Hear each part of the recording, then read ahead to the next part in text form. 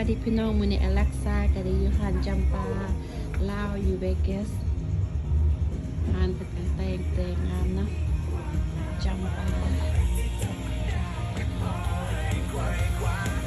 าเวกัสอย่าลงมาหานจำปาเด้ออันนี้มันอยู่ลอสเวกัสหานจำปาลาวอยู่ลอสเวกัสเด้อพี่น้องสวัสดีมาจากเท็กซัสใน first time แม่ละอยากจะคล้องหานก่อน โดย ซื้ออย่าง ชื่อยุ้ย ซื้อยุ้ยวันนี้นั่นซื้อยุ้ยเพื่อนนั่น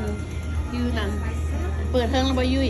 กับ2 ปีกว่า 2 ปีก่อนมันเปิด2 ปีก่อนแล้วคำไพมาลอสเวกัสอย่ามาลงอุดหนุนเพิ่นเด้ออันนี้ก็เพื่อทำเอสโอเคอ่านมีขายวัตถุแนวนี่สิมาซื้อตำมะคุงกิน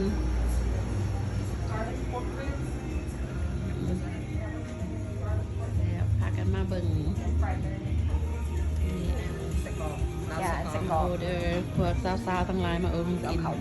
Yeah, I think what's in Kau. I'm gonna do lap scene for my brother. You want to see my friend?